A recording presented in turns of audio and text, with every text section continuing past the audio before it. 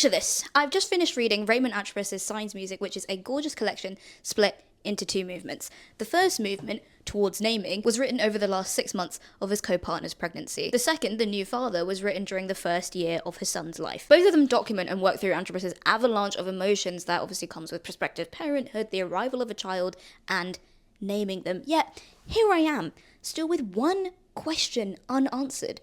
What is the name of his son? Also, hey, I'm Priyanka, and in case you couldn't tell by now, today I'm going to be reviewing Signs Music by Raymond Antrobus, which has been shortlisted for the T.S. Eliot Prize. Let's get into it. Signs Music begins with a poem that is separate from the two movements. The speaker, who for most of the collection we can assume is Antrobus, opens by addressing the poet Mimi Calvati, and as if in conversation with her, he describes his inability to name a type of tree, telling her, I can describe it, but I can't distinguish it. He immediately puts his anxieties and sense of lacking on display for the reader. And interestingly, he calls to a fellow poet to help with this, similar to the opening of the Odyssey, where Homer calls to the muse. The first poem of Towards Naming goes on to slice open those anxieties even deeper. In just 16 short lines, we move from someone's mother who is worrying about whether or not her child is going to be a good person, to a woman across the street yelling on her phone, to 2 coffee cups on an empty table looking on, and then back to the speaker, wondering what was the world's first problem, and answering his own question by returning to his complicated relationship with his family. My first problem was either shoelaces, a drunk father. Much of this first movement follows in a similar staccato fashion, words huddled together on the page, flickering back and forth between the past, the present, and the anxiously anticipated future of the unnamed child. Everything comes to fruition in Towards Naming's final poem. At the end of this apprehensive and occasionally violent first movement, we are quietly handed 2 definitions like a sigh of relief. The first for Ira, the second for Birch. Ironically, despite literally spelling it out in BSL, Antrobus never confirms the name of his child, only implies it, almost as if he's hesitant to hand over that power to the reader. Instead, the reader is allowed an aha moment.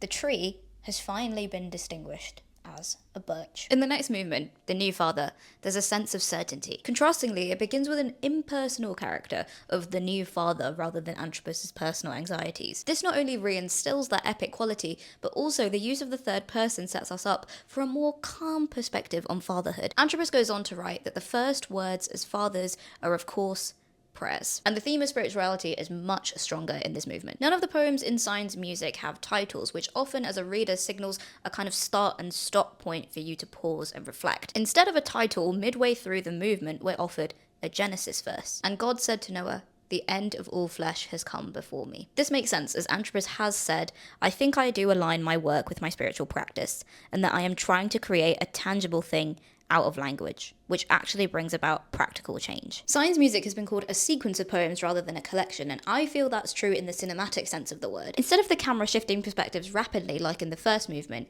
here it's fixed firmly on Antrobus and his son in a tighter shot. Despite Antrobus thinking twice before bathing with his son, he ends the poem praying his son doesn't pee on him, but adding that even if he does, we couldn't be cleaner. That tangible thing and practical change is now evident. He's becoming a father. Towards the end of the collection, the poems almost mirror the ones at the start. This culminates in one of my favourite poems from the collection, a kind of stretch sonnet where we're let in on the speakers assuming Antrobus's therapy session. When the therapist asks, what do you want?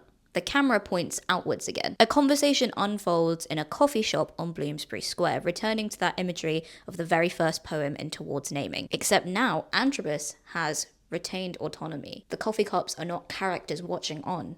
He is watching them. The crescendo of this imagery follows on in the final poem, where all the motifs from the collection are hung out to dry on their own run-on line. The window, sky, tree, roof, chimney, aerial, aeroplane, birds.